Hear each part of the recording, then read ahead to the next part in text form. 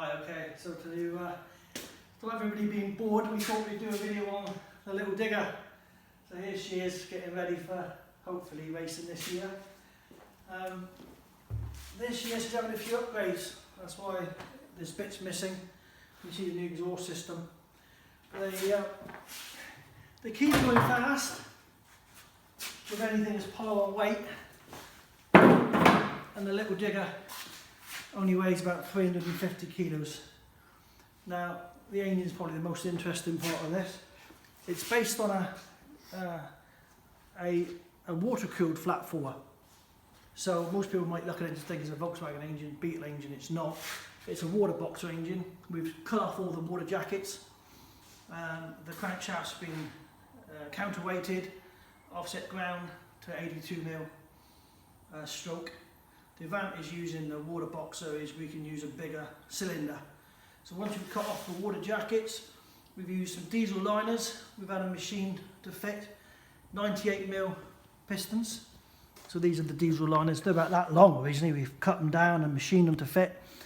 98mm pistons in there. So it's 2,474 cc, so quite a lot bigger. These are some of the Volkswagen drag racers have recognised these are competition eliminators. We managed to buy these without the hose being drilled for the stud pattern. So the stud pattern is being matched to the water boxer engine. What it gives us is a relatively cheap high performance flat four engine. It makes 250 horsepower. It's designed to run on pump gas, Tesco 99 octane fuel. It makes 250 horsepower. It's not a screamer. It'll make 200 horsepower at 5,000 all the way up to 7,000. It tails off at 7.2. So that's the engine. It's obviously fuel injected with 48mm throttle bodies. It's connected up to, obviously it's unusual to see it in line, so it's connected up to, originally we did it with a Ford Type 9 gearbox. The problem is when you're drag racing, every gear change has to be really quick and consistent. So we managed to ditch the Type 9, save up for Quaife. This is a Quaife sequential 4-speed. So basically, this is the ECU. You can see where it's a DTA unit, being absolutely reliable and brilliant and easy to map. That's the Quaife gearbox. So coming back to the cockpit here, everybody. So obviously we sit this side of it. Just take out my kit.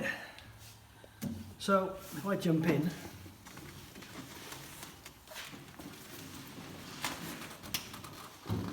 okay. The business end. I can't wait. Right, so again, it's sequential. It means all the gear changes are in one direction. They're that way. Click, click, click, click. We can do it clutchless, okay? So we come up to the start line, clutch is in, we're in first gear, we stage, as soon as we're ready, full throttle, okay? And then we just take the foot off the clutch as quick as we physically can. Bang. We use a hydraulic valve up here, that one there, which adjusts the release time of the clutch. So it's a clutch management system. So I take the foot off as quick as I can. The clutch management system allows the clutch to engage at a predetermined rate. Okay, and then remember we're full throttle, so we go bang. We're flat out the first, shift light comes on, and I go second, obviously up gearbox, third door. Okay, we've run 9.9 seconds with a quarter of a mile, 128.5. There's still a bit more left in it. We're going to keep taking weight off. We're going to keep adding horsepower, and we're going to just very slowly chip away. If you look at the new exhaust system,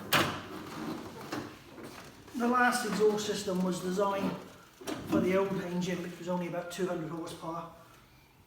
This one has been designed for the new engine. Now we know what power it makes, etc.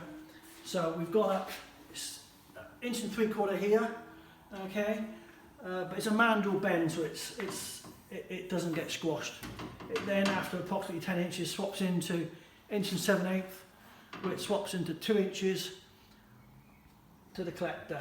And then she's going to curve here, and she's going to come out with a 16-inch stinger. Again, it's tuned length. You see we're still in the midst of calculating all of the lengths, and it's not finished yet. This is the dry sump. Obviously battery, fuel, dry sump. So there's no oil in the engine. It all gets pumped out into here and gets pumped back in again. Reason being, it's safer to get the oil out of the sump. When we had the breather boxes connected, etc., with a big engine, 2.5 litre, and a very small crankcase, you can get crankcase compression, a bit of pressure, unwanted pressure in there. Now, because of that, it tries to force oil out, and obviously I don't want oil coming out the breather and landing on my face. By taking that engine out, that oil out of the engine, it made the breather system work so much better. This year we're going to put a new breather here. We're going to probably use a vacuum pump this year to put a vacuum in the engine, and that's it basically. So a bit of a hybrid engine, but again, we could have just gone out and spent 20,000–30,000 pounds. We didn't. We used a Volkswagen engine case out of a camper van that was 60 quid. Our own bows.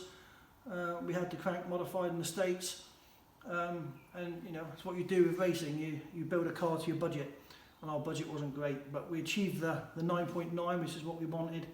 Now, cross fingers, can we beat that this year? Hopefully we can. I think I've gone on enough. So thank you for watching, guys. Hopefully see you at the end of this crazy virus, and keep safe. Thank you. Bye.